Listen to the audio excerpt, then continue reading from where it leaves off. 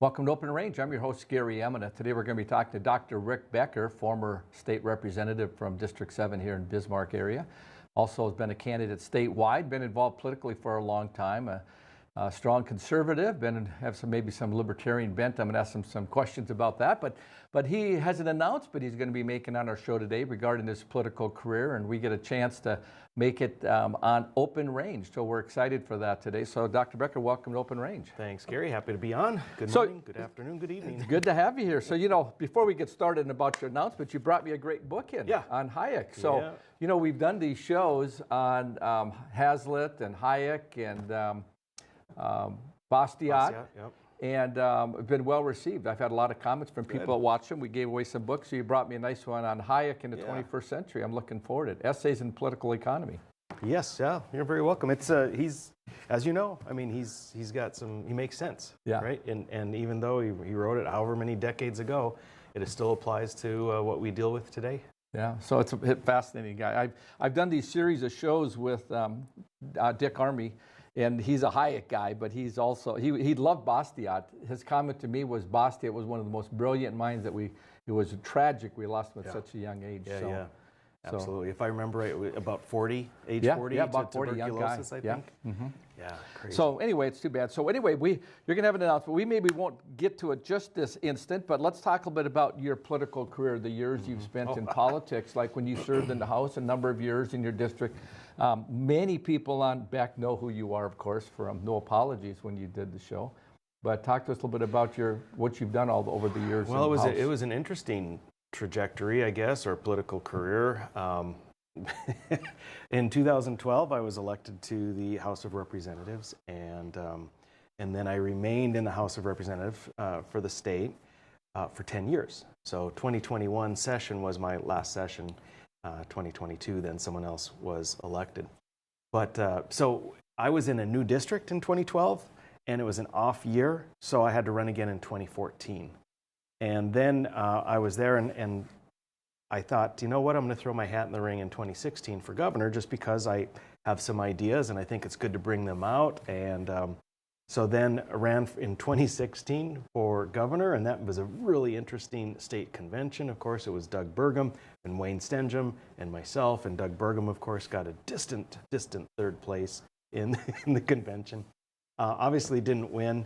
And then 2018, I considered running for Congress, but I didn't, and I supported Kelly Armstrong, gave his endorsing speech. That's 2018, I think, is like the only year I haven't actually run for something. So 2014 or 2012, 2014, 2016, 2018, no. 2020, I ran again for my seat in the House. And that's another 4-year term. And then in 2022, I ran for U.S. Senate against John Hoeven. And then that was there's some big question marks at that convention, and so I didn't win that convention. It was extremely close, as you know, Gary. And then I decided to run as an independent, sort of like a last-minute, split-second decision in August. I was really frustrated with all of the spending and all of the inflation we were seeing coming down the line. And it wasn't just from Joe Biden, it was from the Congress, from the Senate and Congress, spending too much over the last 10 years. And so I decided to make a stand and ran for Senate as an independent in 2022. And then in 2024, I ran for Congress. And it was me and Julie Fedorchak and Mr. Balas. And that was an interesting run as well. So every 2 years, I'm running for something, it seems. It's just crazy. I don't know. So you're thinking of doing something in 2026. That's what we're going to be talking about today a little bit. So having served in the State House and working with all those legislators, seeing how the state's, I would say, spending and some of their philosophies has been kind of interesting to see the trajectory that's happened with just the explosive spending in the state's been crazy. Oh, it's amazing, and that's why I got in 2012, because what I was seeing on the national level, which was very concerning, as George Bush was getting out, and there was TARP and the bailouts, and Obama getting in and tripling down on the spending and government intervention. At that same time is when North Dakota was seeing this this upward trajectory of money coming in from oil. And as what I thought we were, a very conservative state, very red state, with that newfound revenue, I would have thought that we would have then decreased taxes, because the new oil revenue can replace the taxes. But instead, what I was seeing was just, no, we're going to just spend that in addition to what we've been spending. A very non-conservative approach, like more money, hey, we'll spend it. And I guess that's the tendency everywhere. But that's why I got in. And as much as I had some little effect here and there on the spending, the overall trajectory just skyrocketed. And so, yeah, our spending increase, the pace of our increase has outpaced every other state in the nation. I mean, our spending spree is greater per man, woman, and child than California, or Illinois, New Jersey, New York. Unbelievable. Yeah. And so the legislature, I mean, there's been talk of needing some change in leadership, because it's not going to change how often the leadership sets who chairs the committees and all those kind of things. And so we'll maybe dig into that a little bit further. Let's talk about Congress a little bit. So when you have, I heard Alex Blazek was going to be possibly getting in this race. Julie Fedorchak announced she's running for re-election. Talk a little bit about that campaign. Because we had a property tax in the ballot at the same time, and there was a lot of talk, and it looked like the massive infrastructure, deep state, in-state lobbyist efforts just went after that property tax initiative in such a big way. And to me, it looks like we still got all the money we can spend. We still have, we got an extra billion than we thought we had. And it just kind of, the same mindset goes on. It's very much the same mindset. And yeah, we could have gotten rid of the property tax, but didn't. Overwhelmingly, the public sort of bought into or believed the fear-mongering campaign. And the numbers that were given on how much it would cost to replace now have been proven wrong with the new reports that came out from which I knew, which those of us knew, but it doesn't matter. They made up the numbers and then used those to scare people. So that's still on the horizon. But I mean, I don't know. I think we can tweak on the margins. We can try and make it better on the margins with property tax. But I don't see it going anywhere at this point. I mean, it's we shot that, and I don't know. I just don't see it going anywhere, Gary. So let's talk about Congress just a little bit. I was going to ask you a little bit about how you feel Julie Fedorchak has done. She's been down there for the first couple of years. She looks like she's rubber stamped most anything Trump's asked for. Yeah. And which there's a lot of people afraid of him, of course. What's your take on how she's done? Well, isn't that interesting, Gary? People are afraid of him. What does that mean? He's not going to beat them up. He's not going to send some thugs to come to your house and ransack it.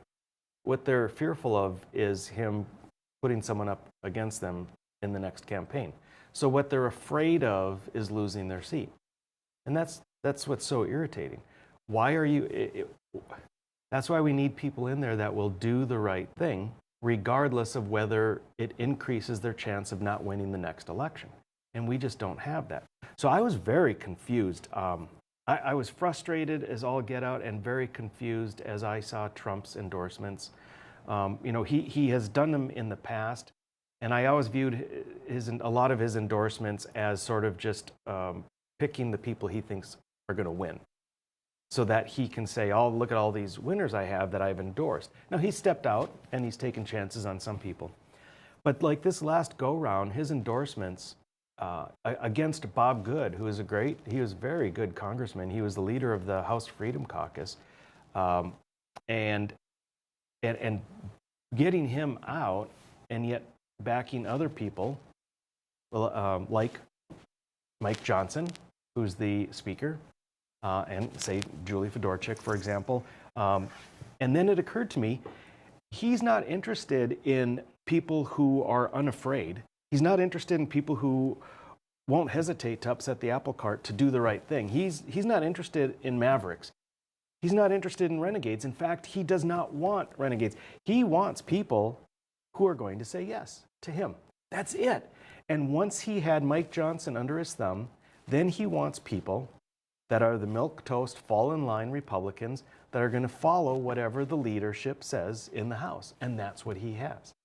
And that's why some of the stuff that's going on, I'm very concerned about, because we all know that Trump has some tendencies that are not conservative, that are a little bit too aggressive as far as a too powerful executive branch. But I thought that because of the friction between him and Congress before, that Congress would keep him in check. But he masterfully has the leadership under his thumb and has backed people so that overall Congress just falls in line with what leadership wants, hence they fall in line with what Trump wants. So now there is no backstop, no keeping the executive in check. You know, I see with Marjorie Taylor Greene stepping down, I mean, that's an interesting dynamic for her, because I think she could have still won in her district. She probably could have. Maybe there's other things going on, and maybe she's just tired of the crap, really, right? Yeah. I mean, and with Trump going after her and calling her a traitor, now he's saying, oh, she's a very nice lady, but I disagree. But he just had called her a traitor. I mean, he just throws that out like it has no meaning. So, yeah, Marjorie Taylor Greene stood up for some great things. I liked her chutzpah. I didn't agree with everything that she stood for, but she clearly was an individual that was undeterred from doing what she thought was right, which I admire. And then you have people like Thomas Massie and Senator Rand Paul, and Trump is going after them, the most principled people in Congress. And people that backed Trump when no one else would. And then he throws them aside and backs people like Lindsey Graham, who wanted to do anything he could to undermine, undercut, and get rid of Trump. And that's who he's backing. So, you know, it was crap before, and it's crap now out in Washington, D.C. We're going to go to the break. When we come back, I'm going to ask you directly, what is the announcement we're going to make? All right. So stay tuned. We'll be right back talking to Dr. Rick Becker for his announcement. Stay tuned.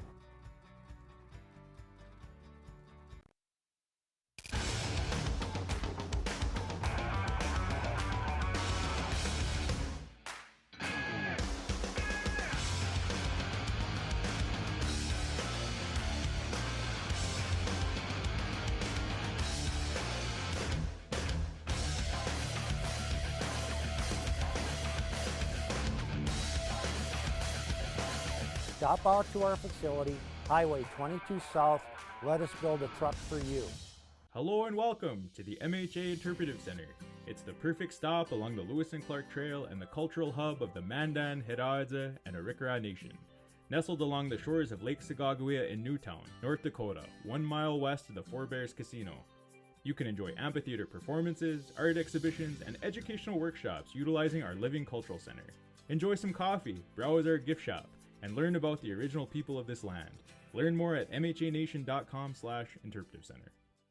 Welcome to Arrowhead Cleaners. Newly renovated, modernized, and ready to make your cleaning needs hassle-free. From commercial and residential wash and fold laundry services to the latest in professional dry cleaning techniques, we are dedicated to your unique needs, offering alterations, fabrications, and even custom hat making. So whether you're a busy professional, a family on the go, or even a rodeo champion, Arrowhead Cleaners is here to take your things from messed up to dressed up.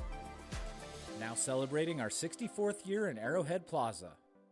Home on the Range offers a nurturing place for teens who may have just come from an unsafe or traumatic environment. Here, they receive therapy and education services centered around animals, and the surrounding nature provides opportunities for work, fun, and healing. Life skills learned at Home on the Range are carried with residents when they return to the community with new talents and a greater appreciation for themselves and others. Are you dealing with arthritis, nerve and back pain, dry skin, or superficial wounds, but found no relief? Give Stewart's Natural Health a try. For over 4 decades, Stewart's Natural Health has been helping people and animals with herbal and natural oil lotions, ointments, and creams with a mission to help you relieve pain and feel your best using the power of nature. Discover the safe, drug-free solution to your pain, guaranteed or your money back. Visit stewartsnatural.health today. West River Equipment of Mandan is here to help you maintain peak productivity in your operation. As an authorized dealer for many high-quality equipment lines, we have the new and used equipment it takes to make your farming, ranching, or construction operation profitable and efficient. West River Equipment also has the parts on hand and the experienced technicians in our shop to get your equipment back in action fast. Find what you need at West River Equipment on Old Red Trail in Mandan.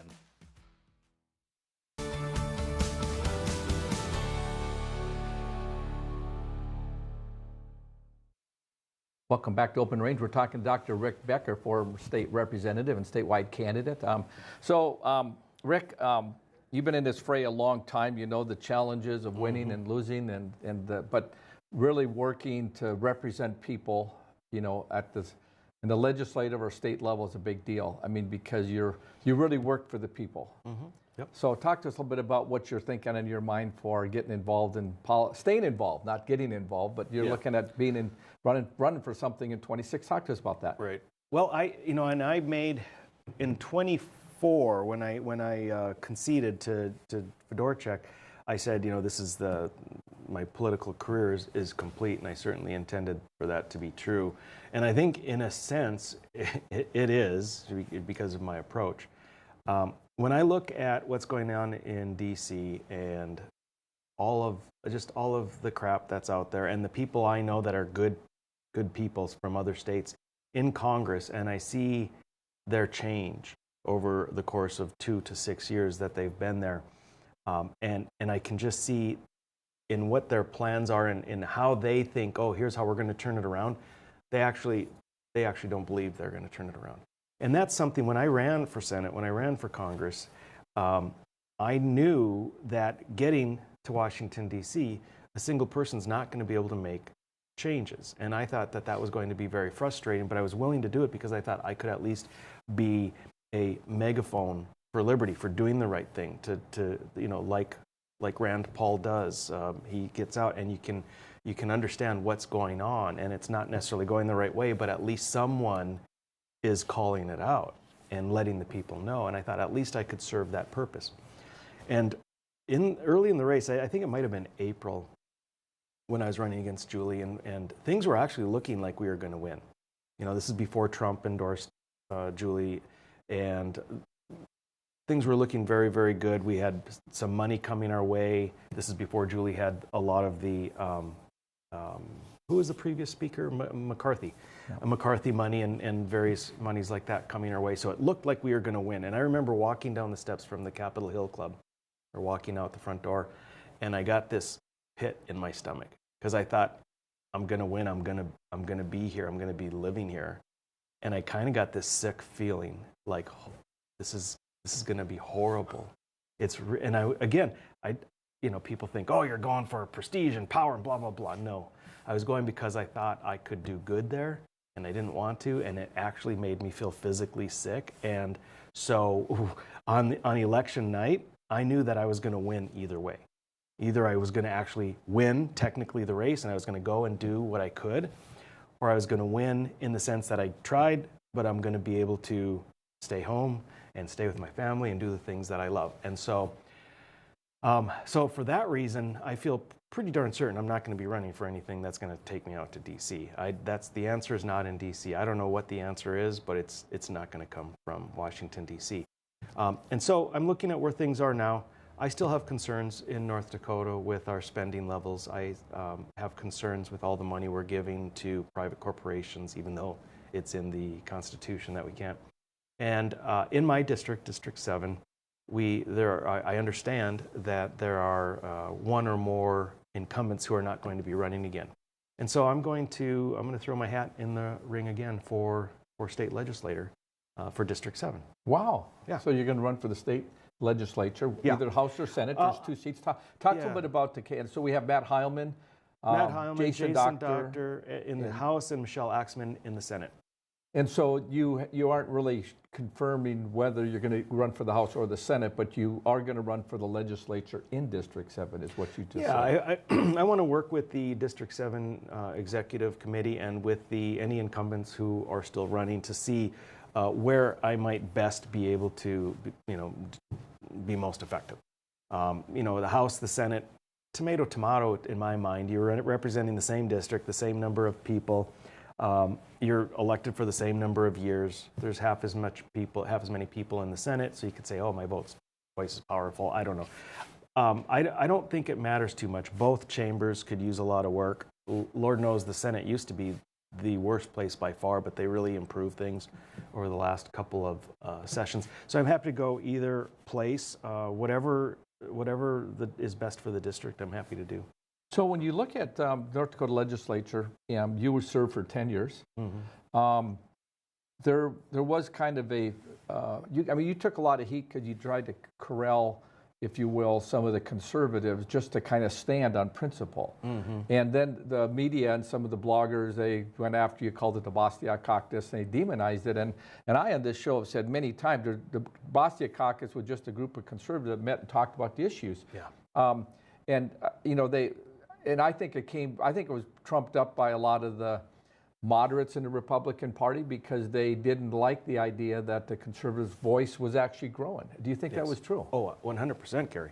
Yeah, they did a good job of gaslighting, of doing kind of a psyop on the whole Bastiat Caucus. I called it the Bastiat Caucus. I named it because I thought Bastiat was an apolitical, non-triggering kind of thing. It's just like, who could disagree? If you're a conservative, how could you disagree with Bastiat, who believed in less taxes and less spending and so on and so forth. And so named it that. And it was just us conservative Republicans that wanted to get together to understand the bills and talk about it. And it morphed because of the big spending Republicans into something that was demonized and vilified and turned into something entirely different.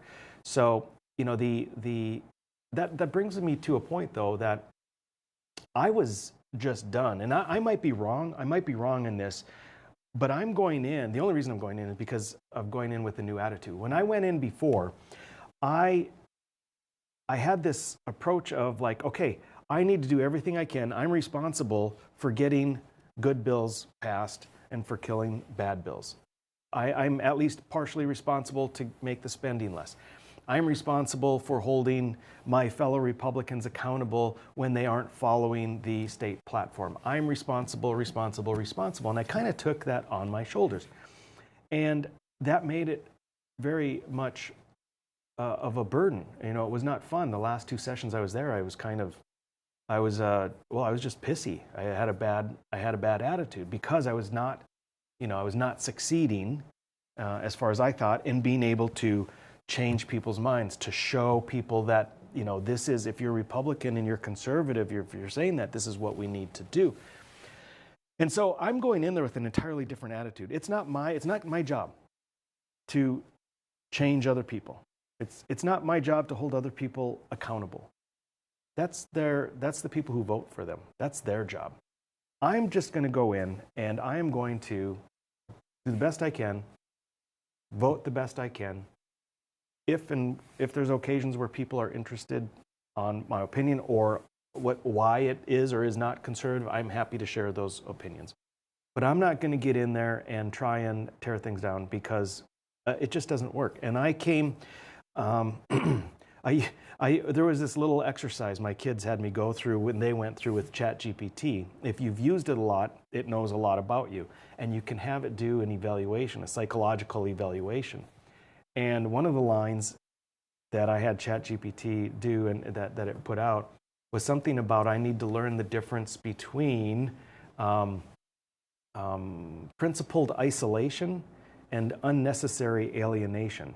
Wow. And I think that it nailed it. Great line. Say that again for the viewers out there. Right. It said I need to learn the difference between principled isolation and unnecessary alienation. Meaning, if you know you're right and other people aren't following you, it's okay if you're alone. It's okay to stand as one if you're doing the right thing. But you don't need to alienate yourself unnecessarily because you may have disagreements or because of this or that.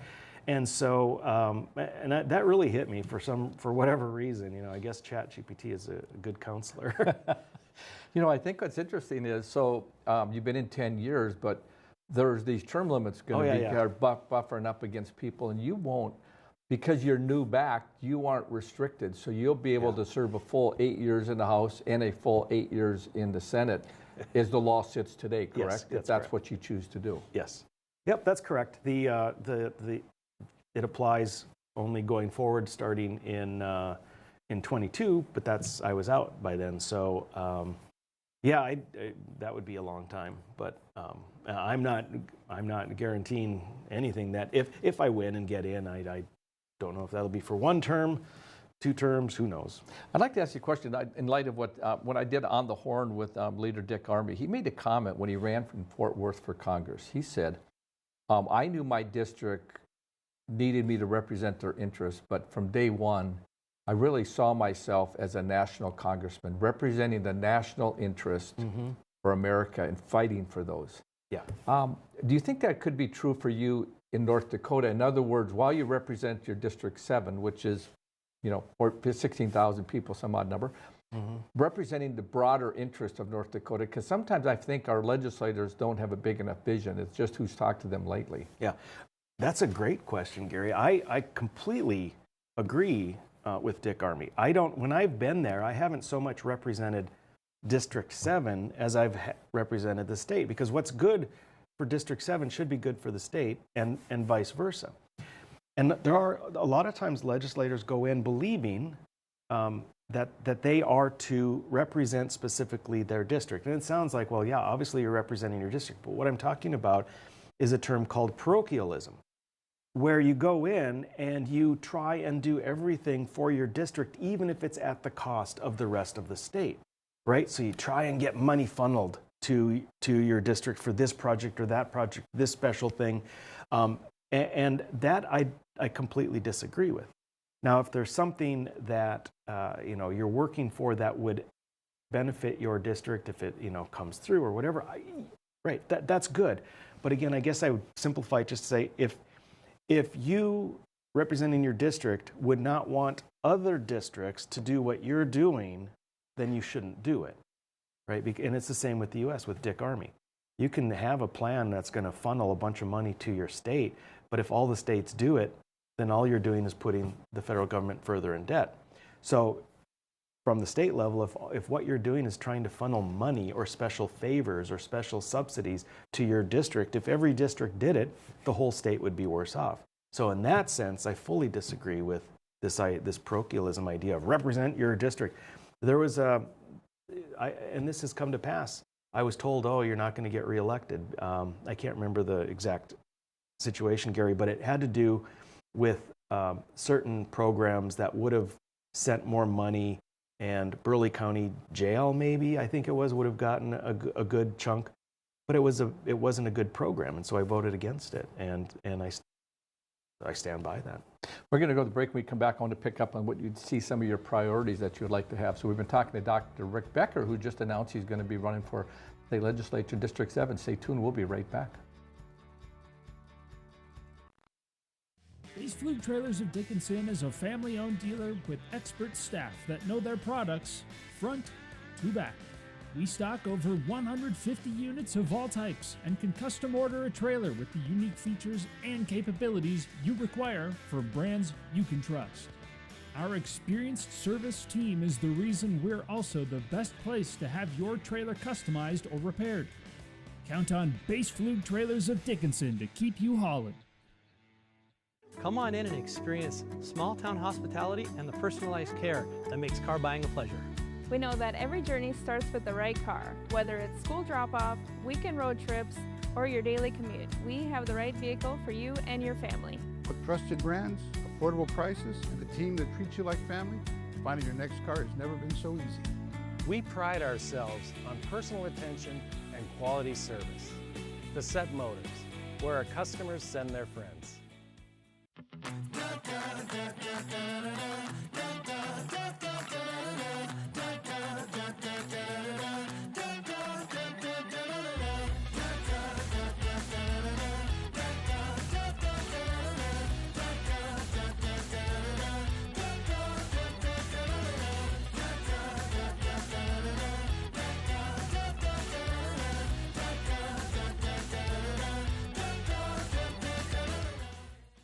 Yeah, U.S. Cattlemen is a member organization that each member has a vote in anything we do with policy.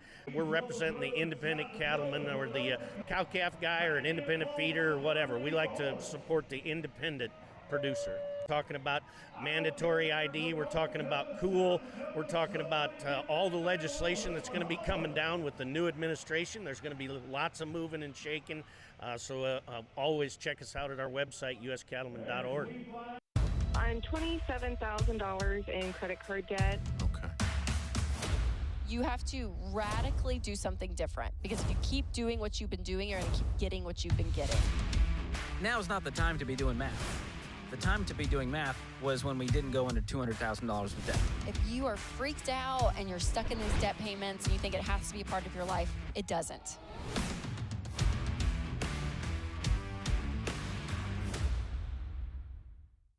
We are Ladies of Another View. Join us every weekday morning at 9 o'clock a.m. as we discuss the big topics from North Dakota, the nation, and around the world. We chat with everyone from celebrities and medical professionals to politicians, local business owners, and neighbors about the topics and stories that affect all of us. We are unscripted and uncensored real news from real people. So join us every weekday morning for Ladies of Another View on Beck.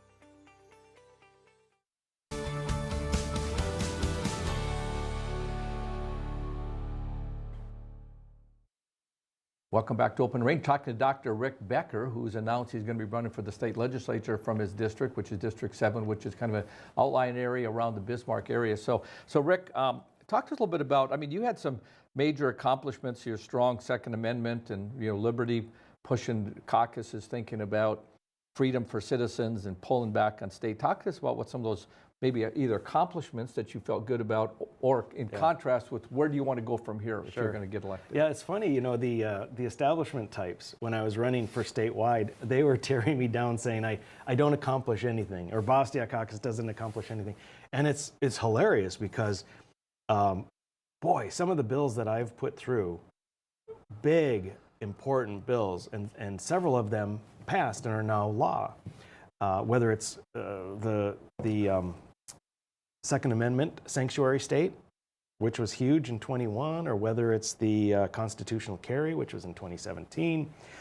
We have search warrants for drones. We've got confidential informant reform, civil asset forfeiture reform, which is huge. North Dakota was in the bottom of the U.S. of all states, along with Massachusetts, as being the worst state for civil asset forfeiture. I mean, just one thing after another, and they're big bills. About 25% of my bills on any given session passed and became law. And someone might say, well, that's not a very good record. But I tell you what, these bills that I've done are not simple little no-brainer bills that just get rubber stamped. These are controversial. I brought up the first bill for educational choice back in 2015, I think, or maybe it was 17. And so sometimes they pass. Routinely, about half my bills pass in the House and half do not. And so those half go to the Senate, and about half of those bills pass and become law, but half don't, leaving me about 25%. So anyway, when you've got big, controversial, important bills, having a 25% pass rate, I'm good with that. Going forward, a lot of the same areas of concern, freedoms, First Amendment, Second Amendment, Fourth Amendment. I'd like to delve a little bit more into the 10th Amendment, especially because I see, federally speaking, we're just going down the crapper, and DC's not doing anything. They're just making things worse. And so I think it's important for states to be strong and perhaps organize together into state compacts to try and ensure. I mean, take a look. So here, Gary, look, the blue states on the western coast and in the northeast have banded together to form health coalitions because they don't agree with RFK Jr. and the CDC. And so they want to have their more restrictive, crazy time concerns with vaccinations and everything else. So they're forming state compacts. Now, if things go in 28 where we get a new president, a Democrat Congress, they stack the Supreme Court. After Trump's situation and how he pushed them, sending National Guard in, yada, yada, how he angered them, they're going to double down. That pendulum is going to swing hard, and it's going to smack us bad. And so I think it would be great if the states were prepared, the red states were prepared and had alliances and had coalitions to make sure that we don't have a tyrannical federal government hurting red states. So I'd like to look at that. And then, I mentioned in our Constitution, there is a clause in Section 18, Article 10, that prohibits the government from giving money to people. So when we have so much money coming, a lot of constituents said, well, why don't we do it like Alaska? Why don't we give money back to the people? And legislators will point out, we can't. We'd love to. But we can't because it's in the Constitution that we can't give out money.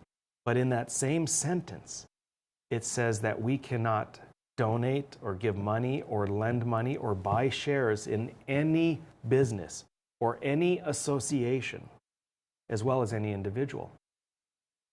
But we're not following that. We're giving hundreds and hundreds of $1 million away to private business. And what's worse than that is you cannot find out where that money went. You cannot find out what happened to it because you see the legislature gives it to the Department of Commerce, which is part of the government, and you should be able to find out.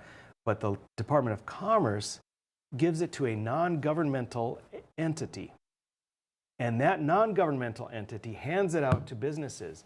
And even as a legislator, you cannot say, I want to know where that money went. I want to know where the taxpayer dollars went. I want to know if that money was used appropriately. I want to know if that business that you gave it to is even still in business. You can't even find that out as a legislator. That doesn't seem right to me. So I think there's a lot of area for improvement in our state that can come from the state legislature. I talk a lot about crony capitalism, and of course Hayek, as your book here talks about it, just, death on it. But the idea that that's going on to the tunes of $100 million, a lot of North Dakotans have used the legislative or executive branch to enrich themselves or enrich their friends, and you cannot find out about it. And I think that's why you have the movement and the populace of the Trump movement and groups that have just said, I've had enough of this, because you see someone who's, basically making hundreds of thousands or millions of dollars off the taxpayers, you as a taxpayer, and it's just simply wrong. Yeah, and I don't even blame the businesses that get it, right? Because if the government has some kind of program where they're handing out money, and you're a business in that field, and your competitors are going to go get the money, well, I mean, it makes sense that you should try and get the money too. The problem is that the money is made available in the first place, and that's a governmental fault. If they didn't make the money available, then there would be no money available for the businesses to take. Now, what I disagree with is when the businesses lobby and form coalitions with not only state agencies, but legislators and the lobbyists, and they get together and say, let's create a program that gives money to the business. That's nepotism, that's cronyism. But if the money is just available and you're a business and the government wants to give it to you, you'd be stupid not to take it. It's the same as if the government wants to, with this property tax, what they did, right? You can get up to $1,600, is it, cut on your property tax? Well, I don't know that was the best way to handle property tax. I think that was a bad way to handle it long term. But I'm still going to take the rebate or the cut or whatever. I mean, I'd be a moron not to. So let's talk a little bit about leadership in the House and the Senate. Give me your perspective on that. We got a few more minutes, and I mean, with your background, obviously, I'm not putting that out there it's even on your mind, but the reality is there are leadership issues on both sides, the House and the Senate. What's your thoughts on how they've done? And I mean, obviously you can play a role in some of that. Well, yeah, I mean, gosh, the David Hogue on the Senate, I've always thought he's a pretty solid guy. I'd like to see him lean into his conservative beliefs a little bit stronger, a little bit firmer. And then Mike LaFleur. Mike surprised me. He surrounded himself with people and put them into positions, people that I thought were probably, I question some of those decisions. And so, we'll see. I've heard Mike not even run again, but we'll see. It's not that I want to hedge my answers, but who knows what the landscape is going to look like a year from now, who's going to run. And it's always one of those things when someone says, do you support such and such a person? I know that's not what you're asking, but do you support this person? It's like, well, who else is running? I mean, I have to know the field before I know which person I'm supporting.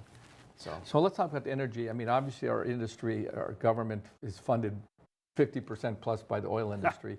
I mean, I'm a pro-development, pro-energy, pro-fossil fuels all the way, but I sometimes feel they've overextended, or they have more influence than they should in the legislature. I mean, we see the CO2 pipeline, all the things that are wrapped around that stuff, where they just get what they want because they write big checks out, and they kind of bully the citizens of North Dakota through the legislature.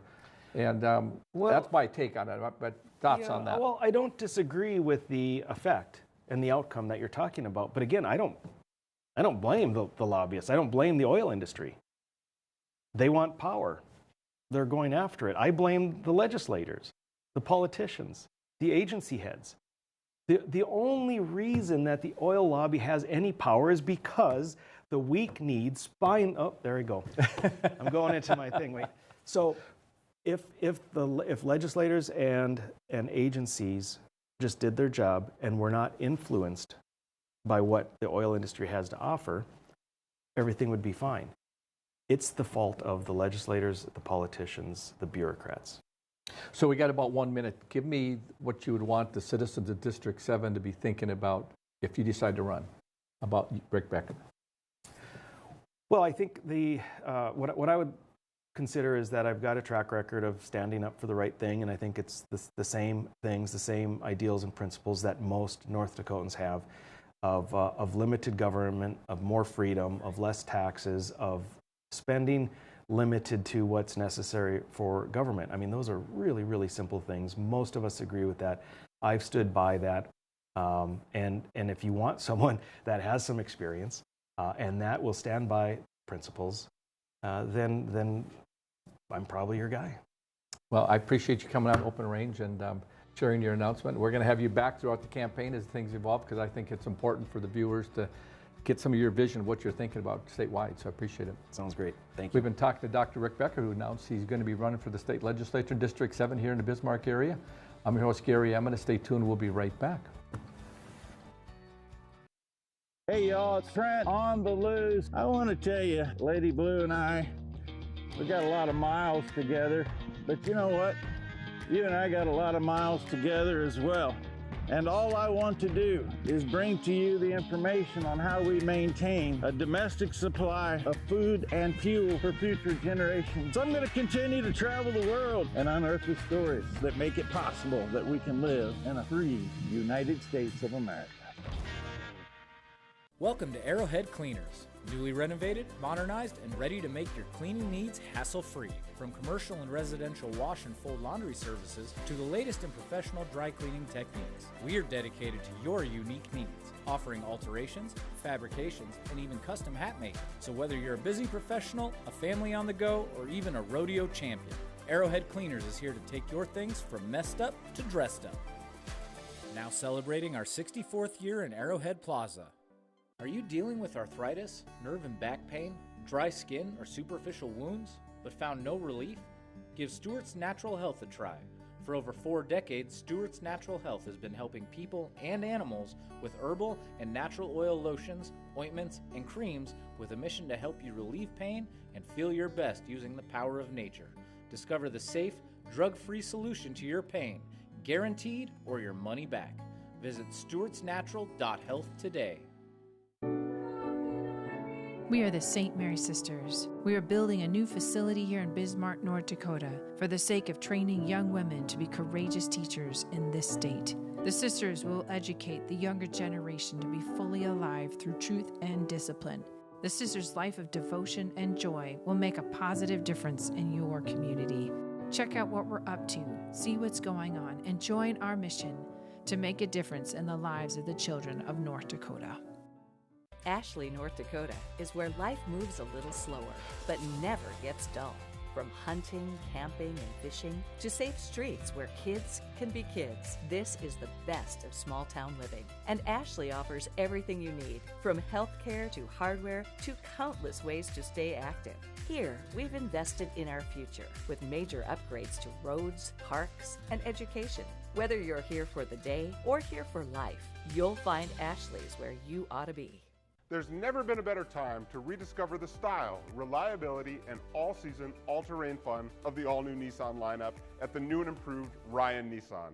Whether it's the sleek and stylish Murano, the adventure-ready Pathfinder, or the reimagined, ready-for-anything 2026 Rogue, the all-new Ryan Nissan has the vehicle of your dreams at a price perfect for any budget. It's time to rediscover your passion for the road. It's time to rediscover the all-new Ryan Nissan, engineered to endure.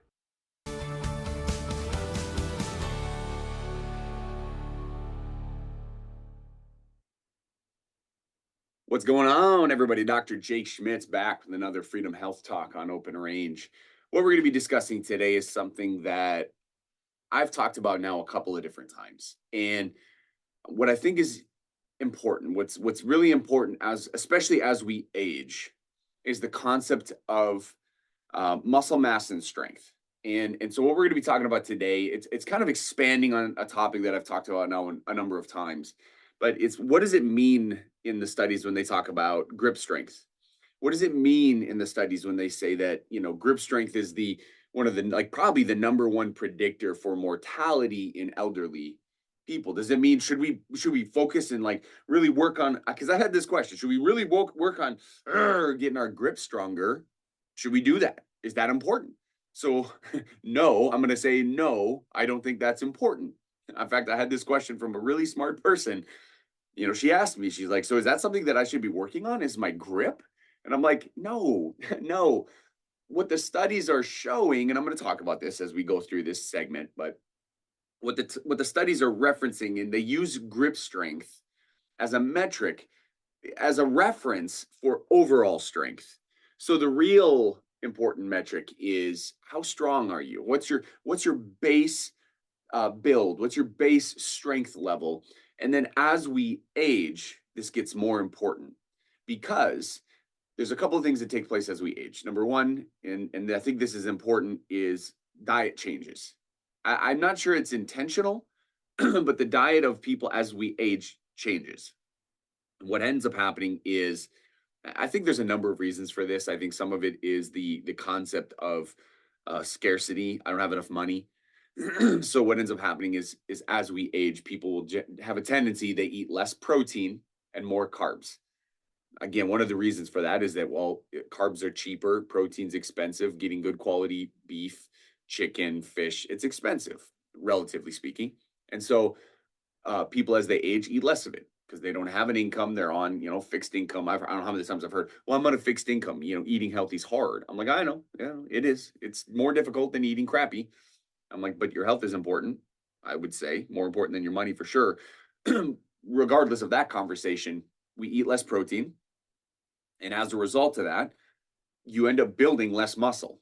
You end up having less of a base for the muscle to be developed. And when that happens, people will generally end up, well, there's a couple of things that happen. People end up either getting fat, like over fat, or they end up kind of withering away. And we've seen this with people, especially as they age, they get super skinny, like almost like your skin and bones. Well, what's happening, and this happens with cancer, but it's called cachexia. And it's when the body starts breaking down proteins for energy. And where do we get protein or amino acids? Where do we get those from? Muscle. So you start breaking down the muscle tissue to kind of convert it through the back door into energy, because you're not getting enough, right? And so we want to stimulate the body to make more muscle. And why this is important is that if you're building lean muscle, that's a healthy, I'm trying to think of the right way to say this. That's a healthy body. That's a person who is leaning towards health. If you're burning muscle, you're sick, or at least like you're in the process of sickness, if that makes sense. So I know that I didn't explain that as well as it sounded in my head. But if you're building muscle, you're in an anabolic phase, meaning I'm growing. It's growth mode. And if you're burning muscle, you're catabolic, you're withering away, if that makes sense. Hopefully that explained it a little bit better. So that's number one, is we're not getting enough protein as we age. Number two, and maybe it's because of number one, it could be for other reasons, we end up not working out hard enough. And by working out, I don't mean cardio. So the only time that I would recommend an aged person, and what I mean by that is somebody, kind of like in that mid 60s and beyond, the only time I would recommend cardio would be if the person has some cardiovascular issues. So there's a proclivity to heart disease. And again, I'm not going to say the cardio is bad. I'm not going to say that. Cardio has a benefit. I think that the research is quite clear that you could do cardio every single day and still die early because you don't have the muscle mass to support you. On the flip side, that the research is clear that if you are consistently an anabolic, you're building lean muscle, you're not withering away, you've got a good metabolism, good base of muscle. And that's, by the way, grip strength is the way they use grip strength to kind of reference and determine that you will live longer. We know that. The studies are clear. So when I'm talking about exercising with people, I'm saying you need to be strengthening your muscles. The way you do that is not through cardio. Again, cardio isn't bad. If you want to do that one day a week because you enjoy it, it's a stress reliever, fine, go nuts, right? Or you can do that in addition to, but you cannot use cardio in replace of physical strength training. So what do we do? Okay, so let's say this, you're in your, that group, 65 and beyond, in its 60s. The number's irrelevant. You can just, if you're not doing this, you should be.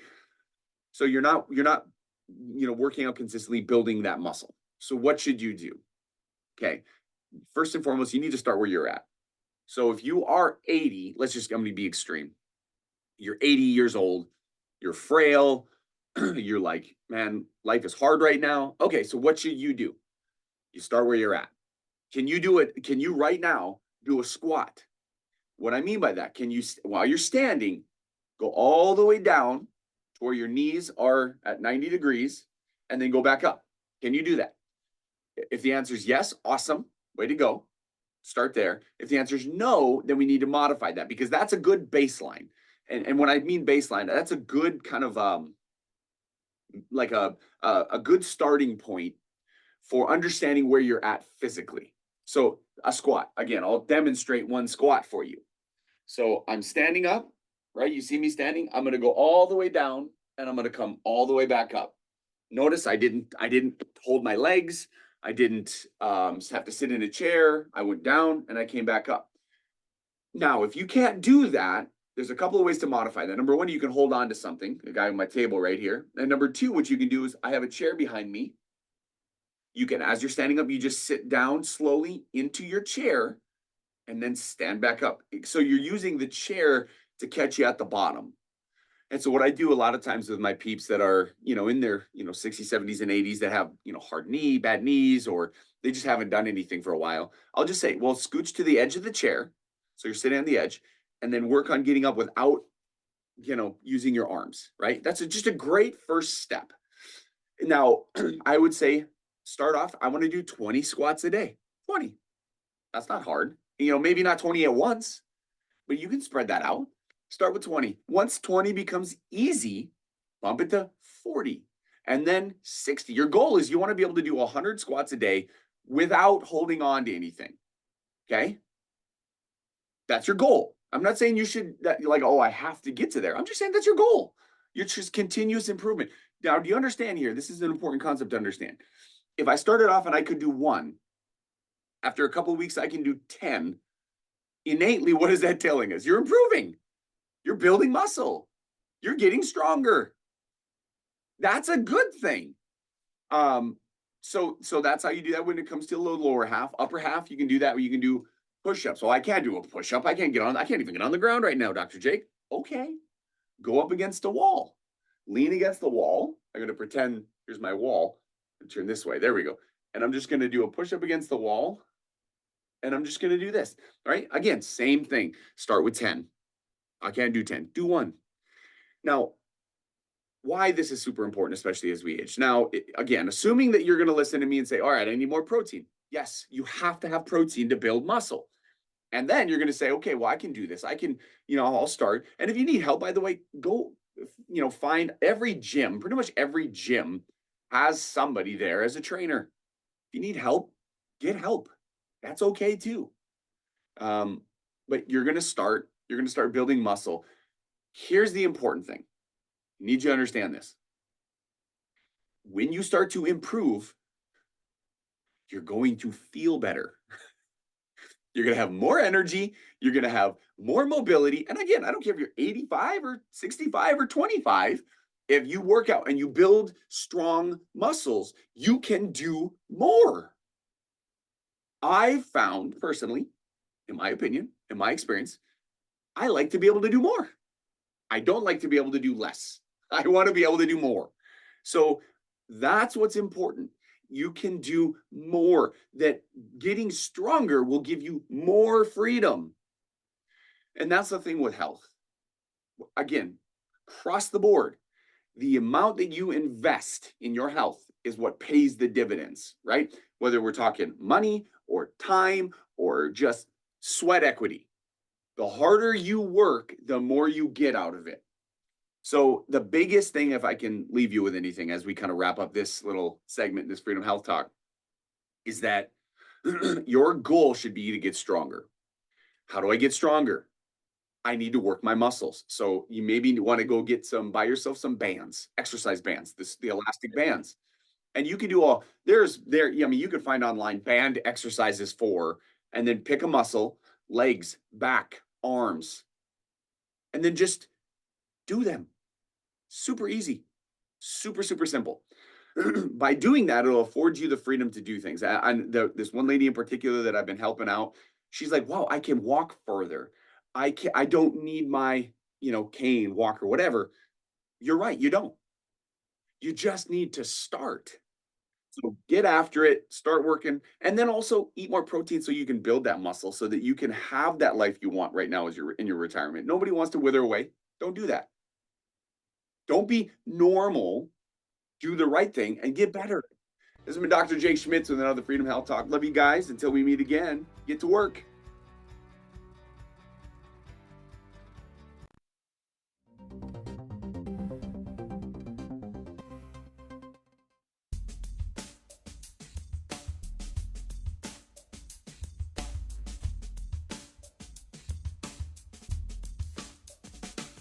Come on in and experience small town hospitality and the personalized care that makes car buying a pleasure. We know that every journey starts with the right car. Whether it's school drop-off, weekend road trips, or your daily commute, we have the right vehicle for you and your family. With trusted brands, affordable prices, and a team that treats you like family, finding your next car has never been so easy. We pride ourselves on personal attention and quality service. The Set Motors, where our customers send their friends. Welcome to Arrowhead Cleaners. Newly renovated, modernized, and ready to make your cleaning needs hassle-free. From commercial and residential wash and fold laundry services to the latest in professional dry cleaning techniques, we are dedicated to your unique needs, offering alterations, fabrications, and even custom hat making. So whether you're a busy professional, a family on the go, or even a rodeo champion, Arrowhead Cleaners is here to take your things from messed up to dressed up. Now celebrating our 64th year in Arrowhead Plaza. Hello, friends. This is Culture Crossroads. Join me, Andrew Southwick, and my co-hosts, R.C. Williams and Juliana Ormond, as we tackle the issues shaping America. From politics to pop culture, to faith, freedom, family, and the future. From a faith-based conservative perspective that you won't get anywhere else. We stand at the intersection of faith and freedom. This is Culture Crossroads. Culture Crossroads. Sundays at 5 p.m. Central on BET TV. We are ladies of another view. Join us every weekday morning at 9 o'clock a.m. as we discuss the big topics from North Dakota, the nation, and around the world. We chat with everyone from celebrities and medical professionals to politicians, local business owners, and neighbors about the topics and stories that affect all of us. We are unscripted and uncensored real news from real people. So join us every weekday morning for Ladies of Another View on Beth.